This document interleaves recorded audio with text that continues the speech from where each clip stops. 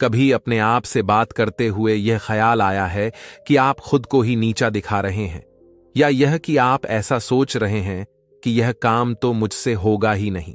जी हां, कई बार हम खुद से ही ऐसी बातें कर लेते हैं जो हमें अंदर ही अंदर कमजोर बना देती हैं, जैसे यह काम तो मुझसे होगा ही नहीं, या मैं हमेशा गलतियां ही करता हूं। यह सब बातें अपने आप से नकारात्मक रूप से बात करना है। यह सुनने में भले ही छोटी बात लगे, लेकिन यह अंदर ही अंदर हमें बहुत कुतर है। यह नकारा आत्मचिंतन है और इसका हमारे मन पर बहुत बुरा असर पड़ता है। इस नकारात्मक आत्मचिंतन के दौरान मन में कई तरह के भाव आते हैं। कभी गुस्सा आता है खुद पर, कभी निराशा होती है, अपनी काबिलियत पर शक होने लगता है। ऐसा लगने लगता है कि मानो हम हर काम में असफल ही होंगे। ऐसा लगता है मानो हम खुद अपने सबसे बड़े दुश्मन बन गए हैं। इससे हमारा आत्मविश्वास कमजोर पड़ जाता है और हम नया करने से भी कतरा लगते हैं। हमें आगे बढ़ने के लिए सकारात्मक सोच बहुत जरूरी होती है, लेकिन नकारात्मक आत्मचिंतन को समझ ही ना पाए तो जिंदगी भर हम पीछे ही रह जाते हैं। नतीजा यह होता है कि हम अपनी क्षमता से कम हासिल कर पाते हैं और जिंदगी में आगे बढ़ने में मुश्किलें आती हैं। तो चलिए आज इसी नकारात्मक विचार को समझने की कोशिश करें और देखें कि इससे कैसे बचा जा सकता है। तो चलिए कहानी शुरू करते हैं। दोस्तों, बहुत समय पहले की बात है। एक नगर में लोग खुशियां मना रहे थे। उस नगर में खुशियों का माहौल था। एक तरफ जहां लोग खुशियां मना रहे थे, वहीं पर दूसरी तरफ एक लड़का उन सबसे अलग होकर एक पेड़ के किनारे उदास होकर बैठा था।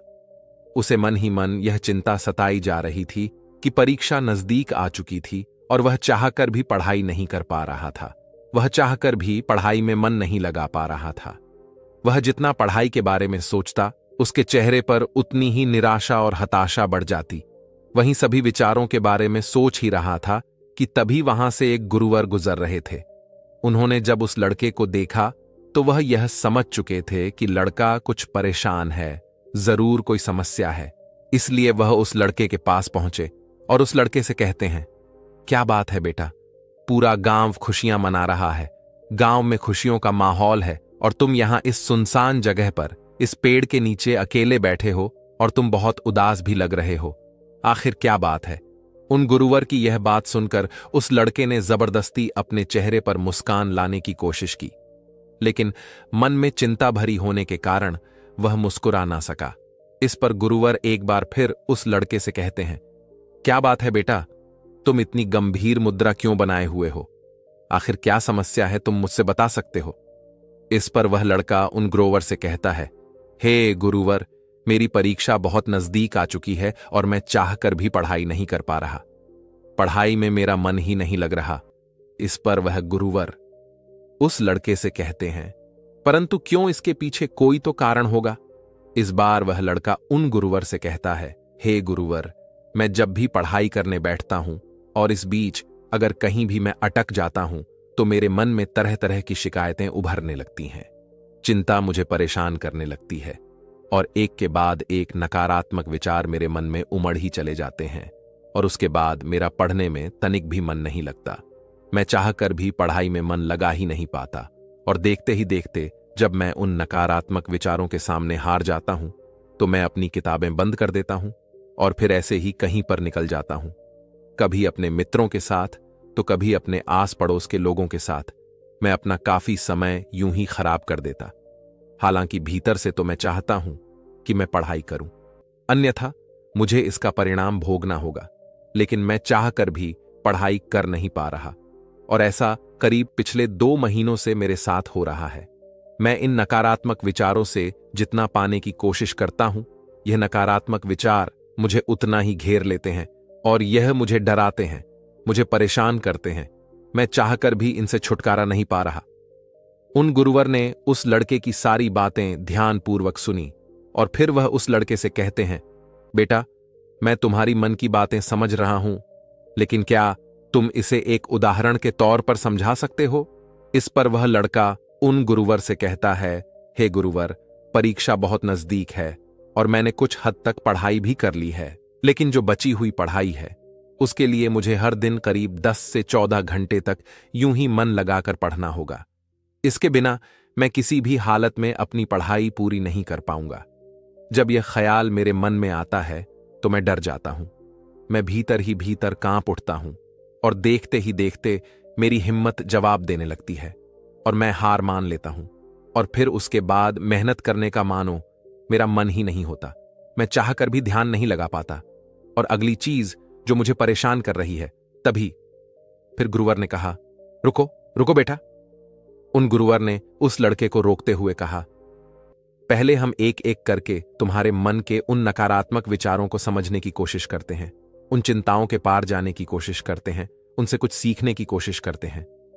इतना कहकर गुरुवर उस लड़के से कहते हैं, बेटा तुम यह कहना चाहते हो कि तुम्हें इस बात की चिंता है कि तुम अपनी बची हुई पढ़ाई कैसे पूरी करोगे। तुम एक दिन में इतनी मेहनत कैसे करोगे। तो क्या तुम्हें इस चिंता के पीछे कहीं ना कहीं शिकायत तो नहीं नजर आ रही।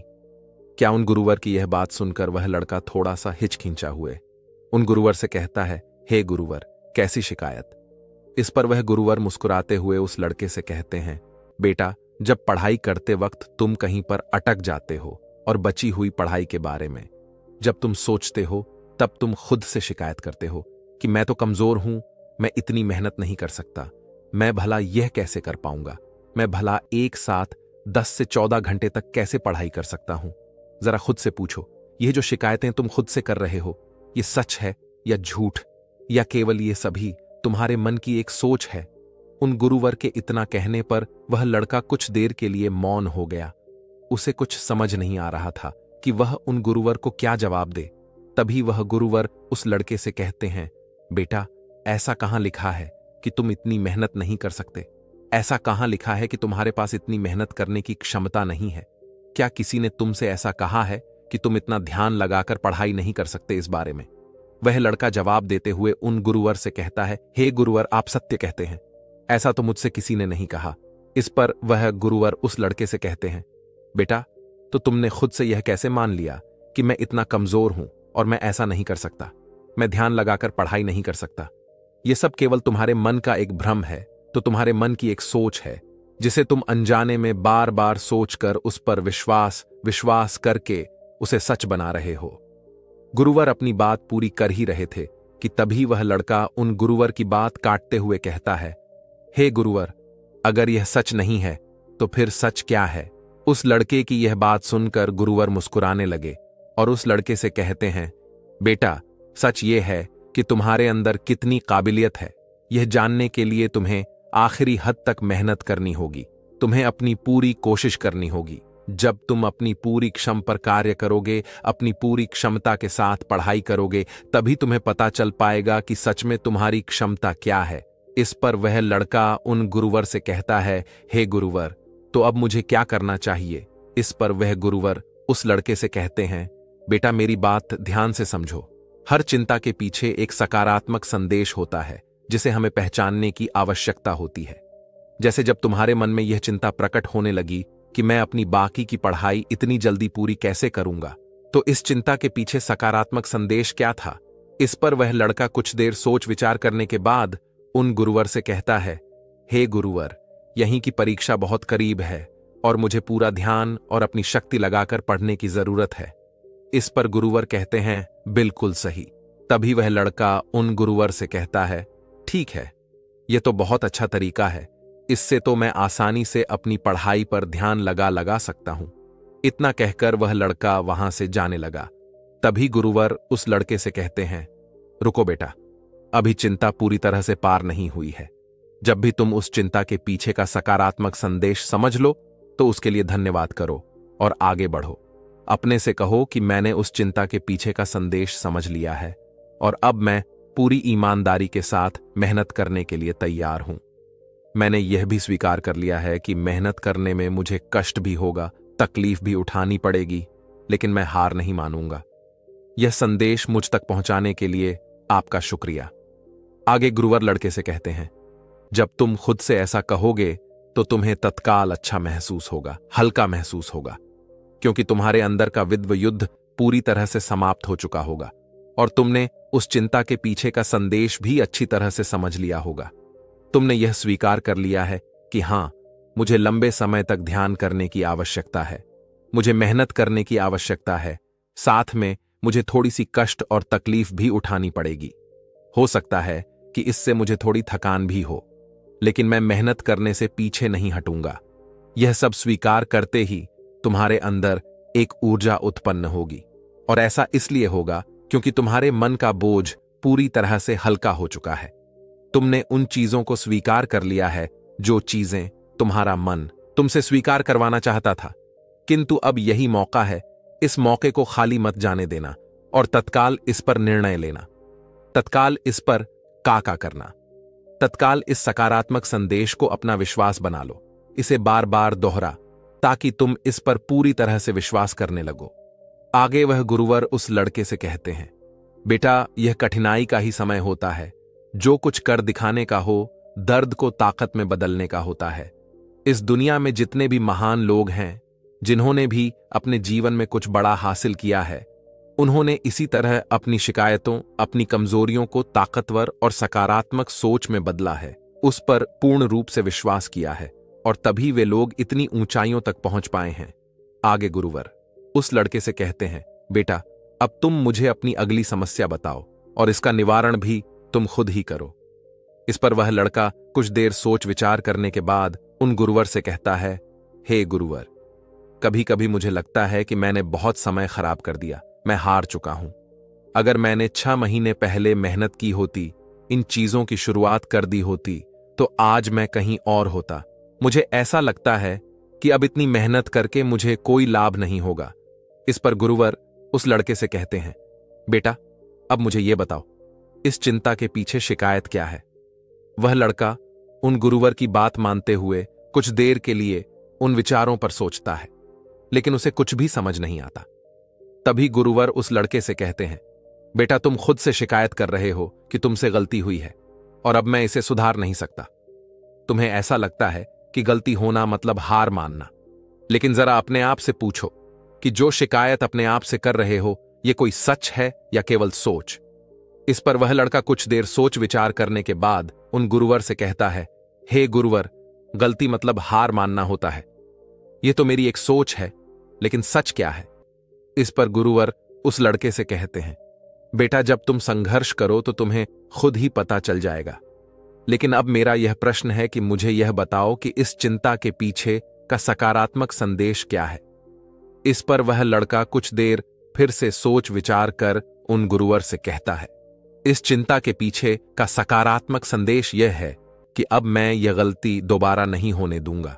मैं अपने जीवन में ऐसी स्थिति कभी दोबारा आने ही नहीं दूंगा जहां मेरी तैयारियां कम पड़ जाएं और मैं हार मान बैठूं आगे। वह लड़का उन गुरुवर से कहता है, हे गुरुवर, चिंता के पीछे का यह सकारात्मक संदेश मुझे मिल चुका है। आपसे मैं ऐसी गलतियां कभी नहीं होने दूंगा। मैं हमेशा सीखता रहूंगा।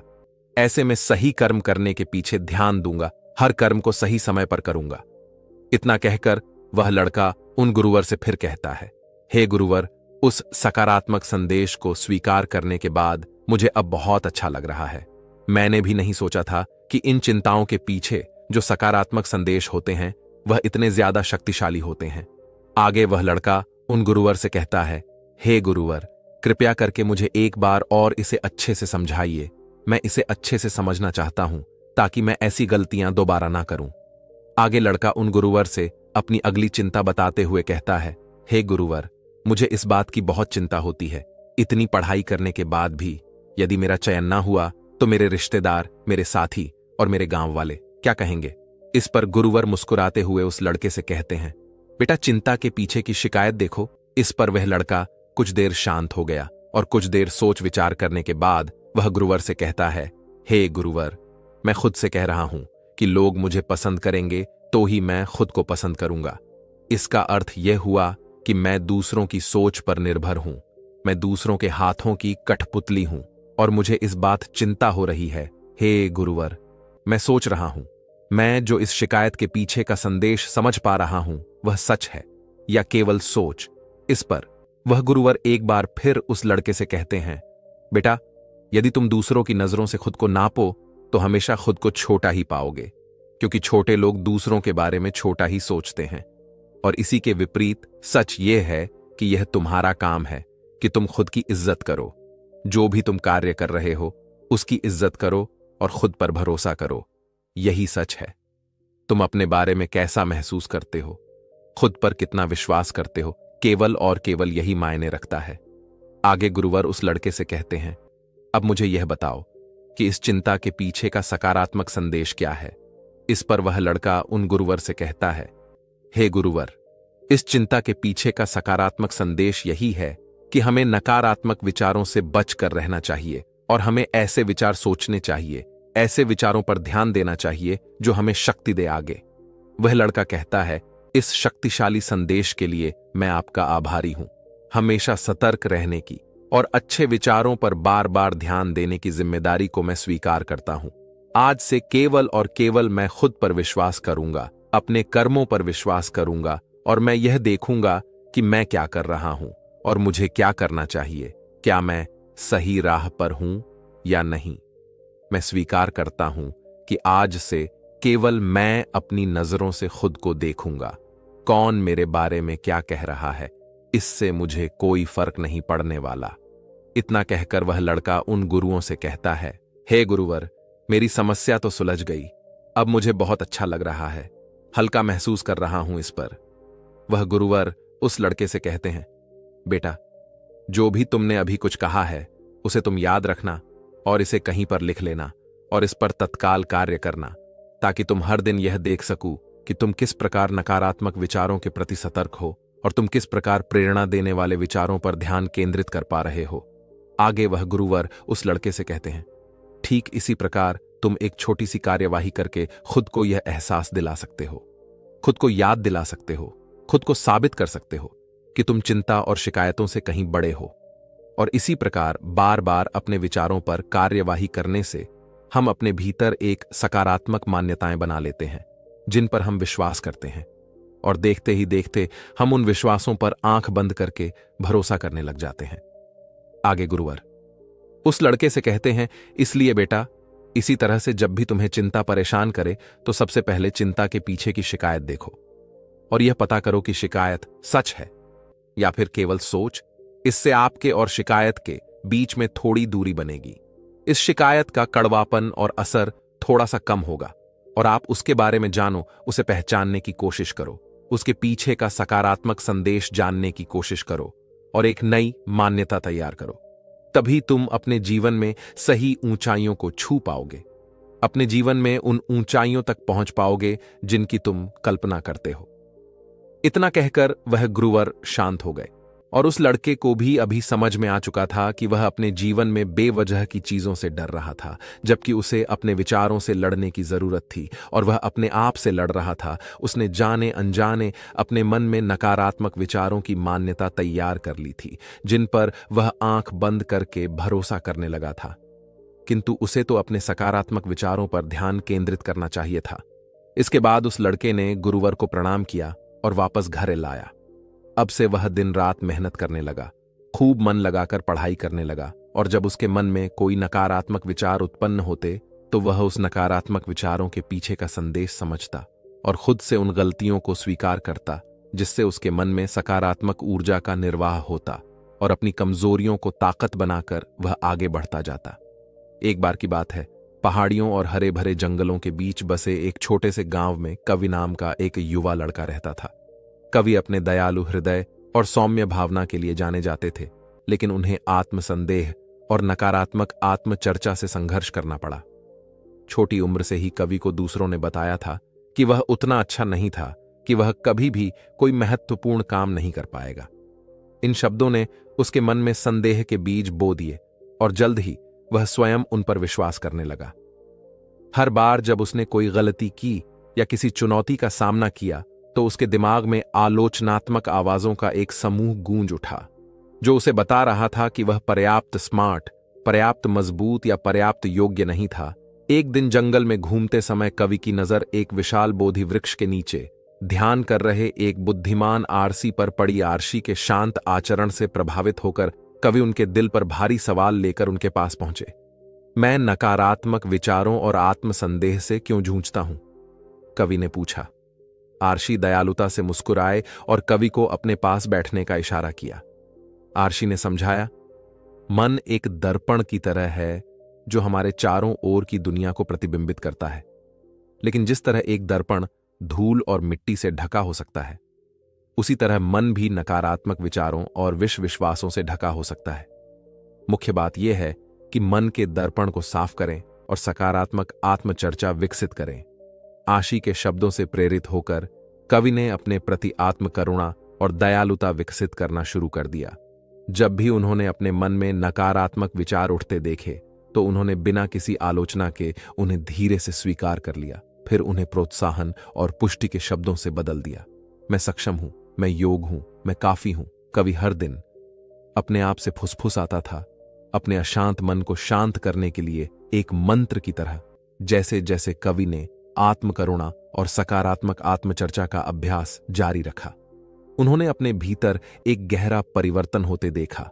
उनके दिमाग का एक बार धुंधला दर्पण साफ होने लगा, जिसमें आत्मविश्वास, लचीलापन और आंतरिक शांति की एक नई भावना प्रतिबिंबित हुई। आत्मसंदेह और असुरक्षा के दिन गए।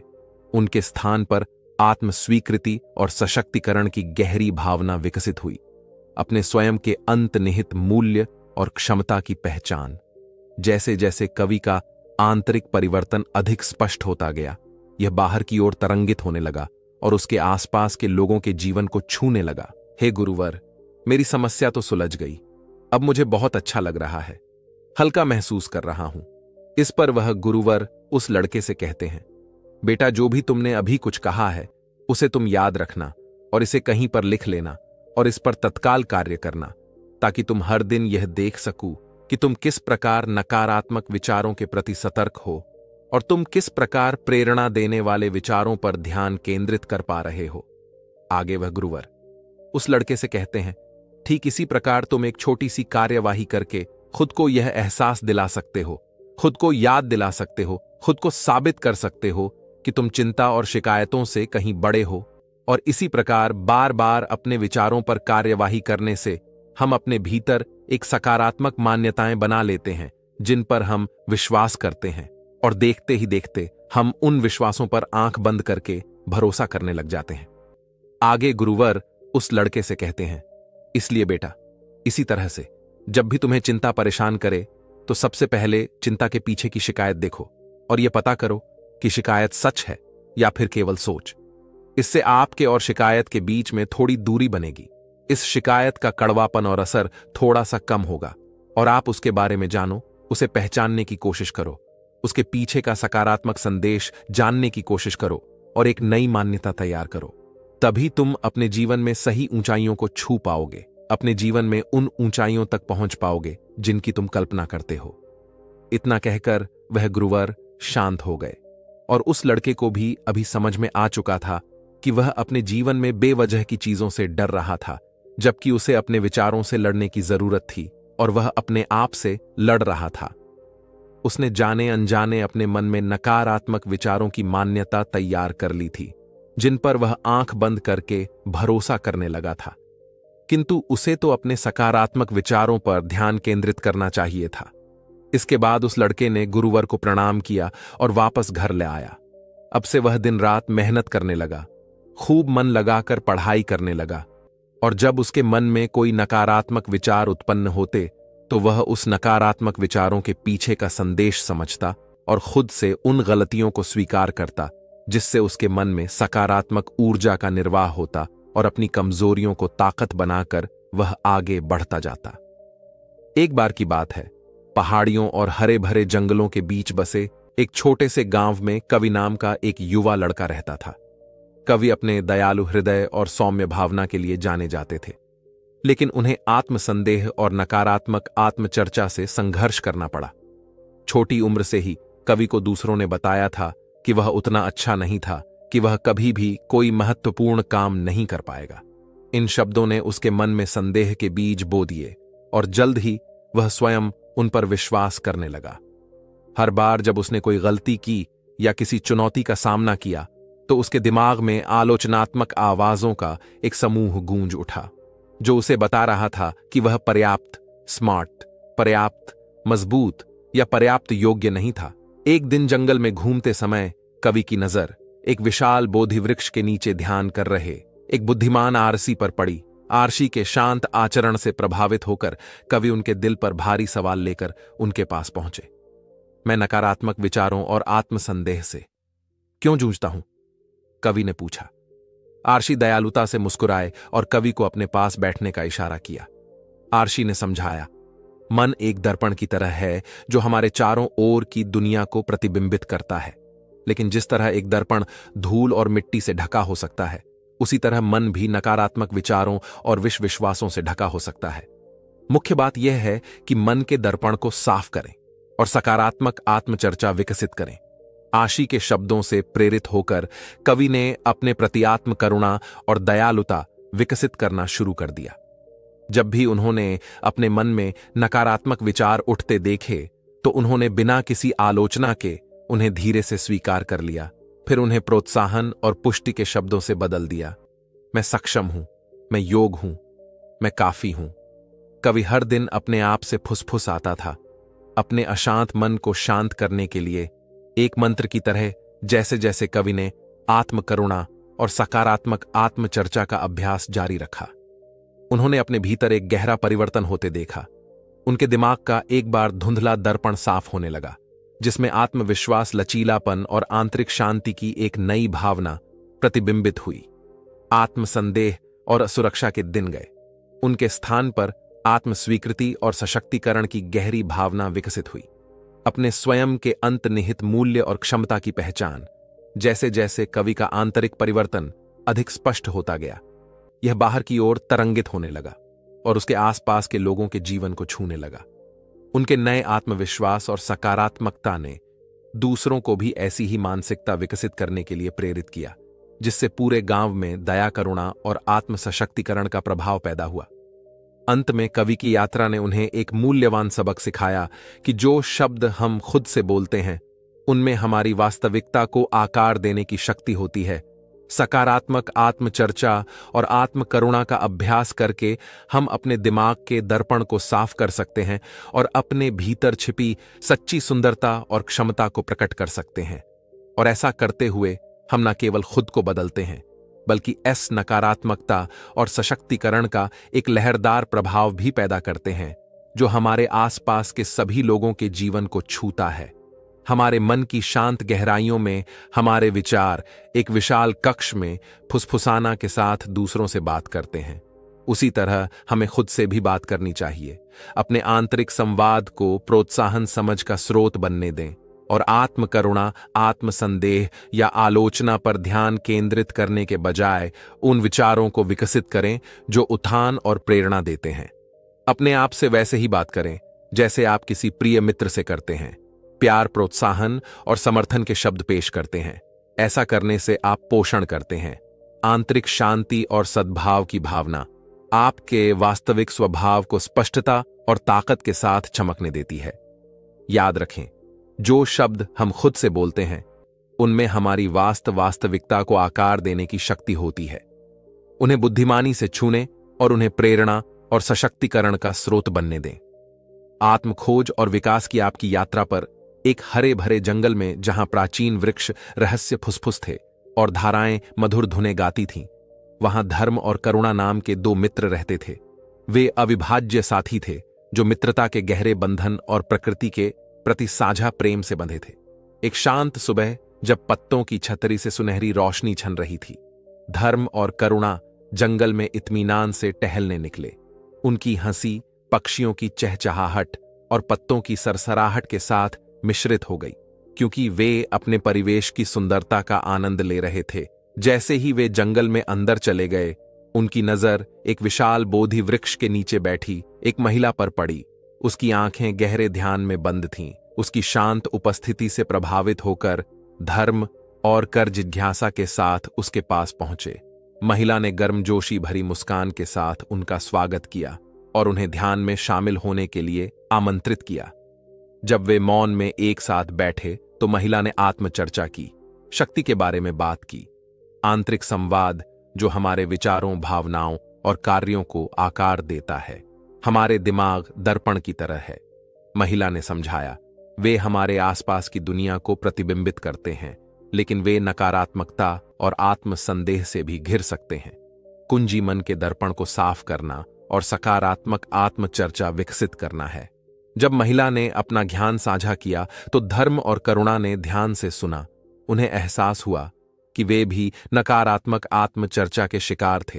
अपनी क्षमताओं पर संदेह करना, दूसरों से अपनी तुलना करना और उनकी हर खामी की आलोचना करना।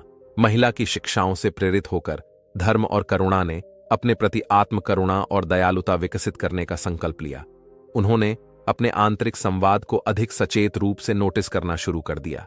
बिना किसी निर्णय के नकारात्मक विचारों को धीरे से स्वीकार किया और उन्हें प्रोत्साहन और पुष्टि के शब्दों से बदल दिया।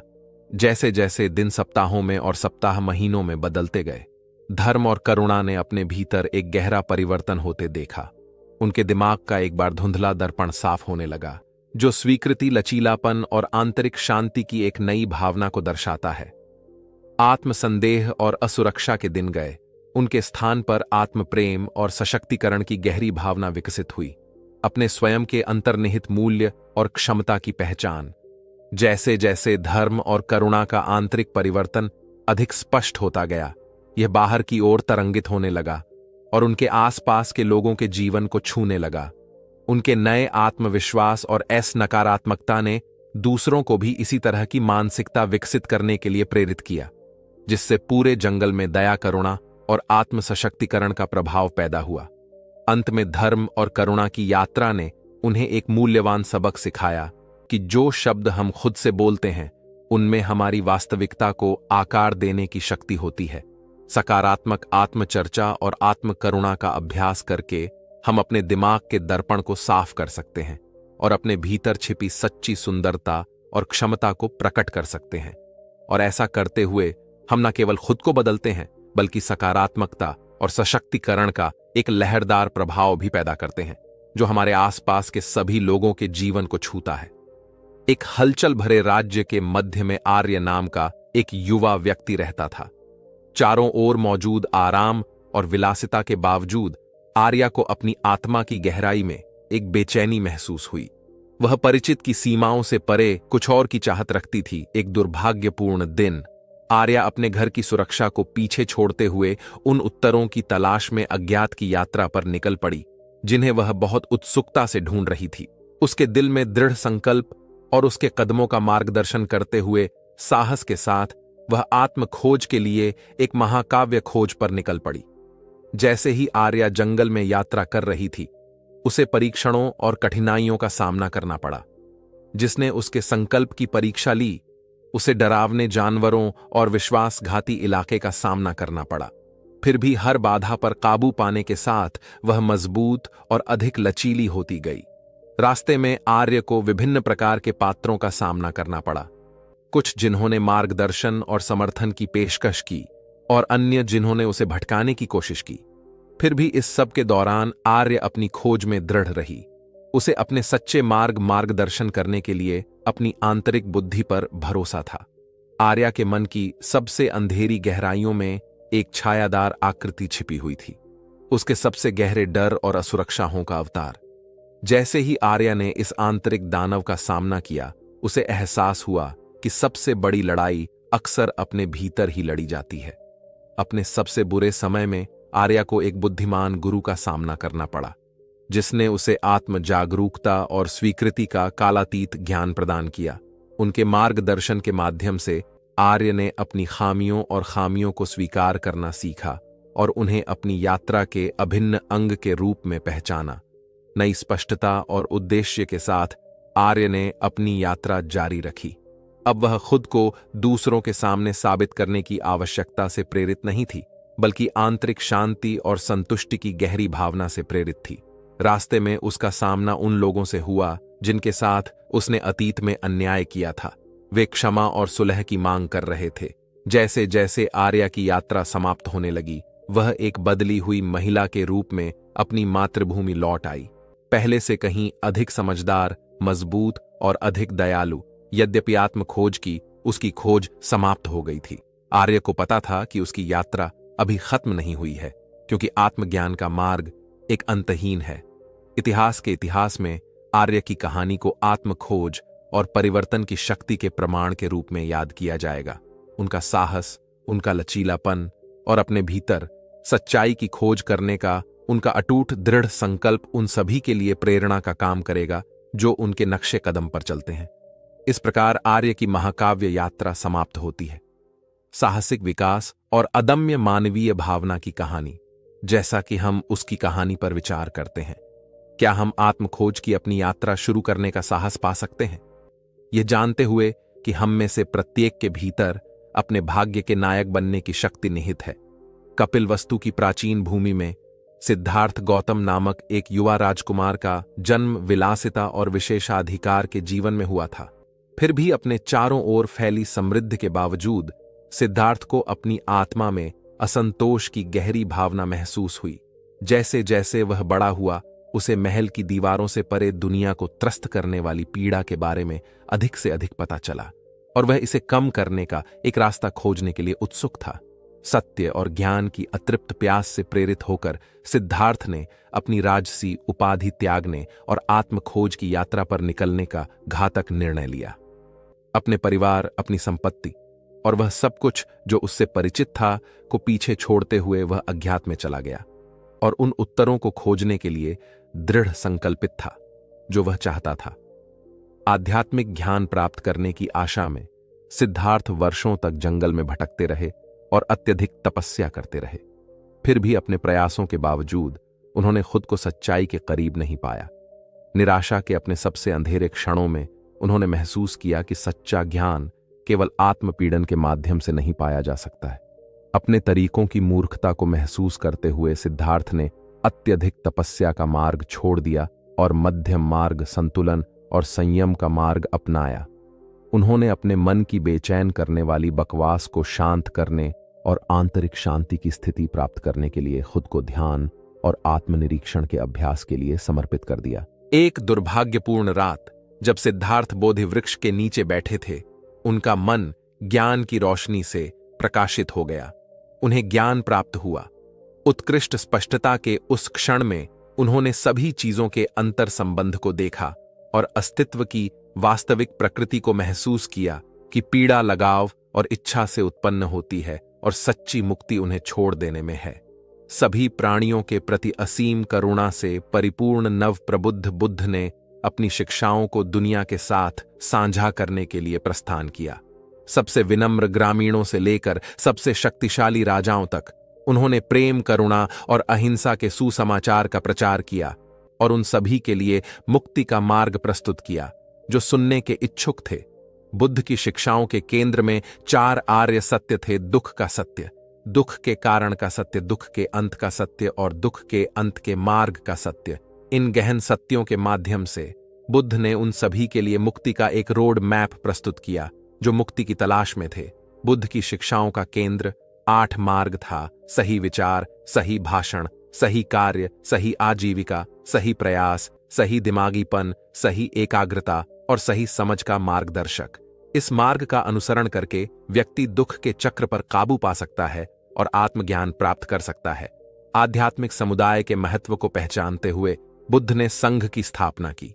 भिक्षुओं और भिक्षुणियों का एक समुदाय जो उनकी शिक्षाओं के अभ्यास के लिए समर्पित था। साथ में उन्होंने आत्मज्ञान की राह पर एक दूसरे का समर्थन करते हुए सादगी और सावधानी का जीवन बिताया। जैसे जैसे बुद्ध की शिक्षाएं दूर दूर तक फैली, उन्होंने पूरे देश में लोगों के दिल और दिमाग को बदलना शुरू कर दिया। भारत के हलचल भरे शहरों से लेकर हिमालय के सुदूर गांवों तक धर्म की रोशनी ने अंधेरे को रोशन कर दिया, जिससे उन सभी को आशा और सांत्वना मिली जो इसकी कृपा से प्रभावित थे। उनके सर्वोत्तम प्रयासों के बावजूद बुद्ध की शिक्षाएं विरोध के बिना नहीं थीं। उन्हें उन लोगों से शत्रुता का सामना करना पड़ा जो पुराने तरीकों से चिपके हुए थे, और उन्हें उन लोगों से संदेह का सामना करना पड़ा जिन्होंने उनके संदेश की वैधता पर संदेह किया था। फिर भी इन सब के बावजूद वह धर्म का प्रकाश फैलाने की अपनी प्रतिबद्धता पर दृढ़ रहे। अपने पूरे मंत्रालय में बुद्ध अक्सर अपनी शिक्षाओं को इस तरह से व्यक्त करने के लिए दत्तातो और रूपकोनवार और प्रासंगिक हो। सरसों के बीज की कहानी से लेकर जहरीले तीर के दृष्टांत तक यह कालजयी कहानियां आज भी प्रेरित और ज्ञानवर्धक हैं। जैसे ही बुद्ध की सांसारिक यात्रा समाप्त हुई, उन्होंने अपने पीछे एक ऐसी विरासत छोड़ दी जो आने वाली अनगिनत पीढ़ियों तक कायम रहेगी। उनकी शिक्षाएं सत्य और ज्ञान के चाहने वालों के बीच गूंजती रहती हैं, जो अक्सर परेशान दुनिया में आशा की किरण प्रदान करती हैं। बुद्ध का भौतिक रूप इतिहास के इतिहास में दर्ज हो गया है। उनकी आत्मा उन सभी के दिलों में जीवित है जो उनके नक्शे कदम पर चलने का प्रयास करते हैं। जब तक ऐसे प्राणी हैं जो पीड़ा से मुक्ति चाहते हैं, बुद्ध के ज्ञान की रोशनी चमकती रहेगी। भारत की प्राचीन भूमि के बीच बसे तक्षशिला के हलचल भरे शहर में जीत नाम का एक युवा लड़का एक ऐसी यात्रा पर निकला जिसने उसके जीवन की दिशा हमेशा के लिए बदल दी। जैसे ही वह घुमावदार सड़कों पर भटक रहा था, उसका दिल अनिश्चितता के बोझ से भारी था। भाग्य ने एक बुद्धिमान और रहस्यमय व्यक्ति, प्रसिद्ध शिक्षक चाणक्य के रूप में हस्तक्षेप किया। चाणक्य के संरक्षण में जीत ने ज्ञान और बुद्धिमत्ता की एक ऐसी दुनिया की खोज की जो कक्षा की सीमा से बहुत आगे तक फैली हुई थी। प्रत्येक गुजरते दिन के साथ उनका बंधन मजबूत होता गया, बौद्धिक जिज्ञासा और पारस्परिक सम्मान की आग में मजबूत होता गया। चाणक्य ने जीत को नेतृत्व के सिद्धांत, दूसरों को प्रेरित करने की कला, ईमानदारी का महत्व और रणनीतिक सोच की शक्ति प्रदान की। राजाओं और राज्यों की कहानियों के माध्यम से जीनत ने सीखा कि सच्चा नेतृत्व सत्ता का उपयोग करने में नहीं, बल्कि दूसरों की सेवा में निहित है। जैसे ही जीत ने आत्मखोज की राह पर कदम बढ़ाया, उसे कई परीक्षणों और कठिनाइयों का सामना करना पड़ा। फिर भी चाणक्य के मार्गदर्शन से वह विपरीत परिस्थितियों के तूफानी समुद्र से गुजरे और प्रत्येक गुजरती चुनौती के साथ मजबूत और अधिक लचीले बनकर उभरे। युद्ध के प्राचीन ग्रंथों में चाणक्य ने जीत को रणनीति और रणनीति के कालातीत सिद्धांतों के बारे में बताया। उन्होंने उसे सिखाया कि जीत केवल क्रूर बल से नहीं, बल्कि एक अच्छी तरह से तैयार की गई रणनीति की सावधानी पूर्वक योजना और कार्यान्वयन में निहित है। बाहरी सफलता के दायरे से परे चाणक्य ने जीत को आत्मचिंतन और आंतरिक विकास की यात्रा पर निर्देशित किया। साथ में उन्होंने इच्छा, भय और अहंकार के रहस्यों को उजागर करते हुए मानव मांस की गहराई में प्रवेश किया।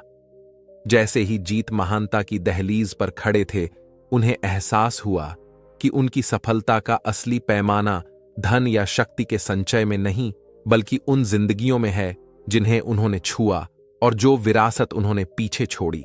चाणक्य की शिक्षाओं से प्रेरित होकर उन्होंने अपना जीवन दूसरों की सेवा में समर्पित करने की कसम खाई, यह जानते हुए कि सच्ची पूर्ति केवल निस्वार्थ भाव से दुनिया को वापस देने में ही मिल सकती है।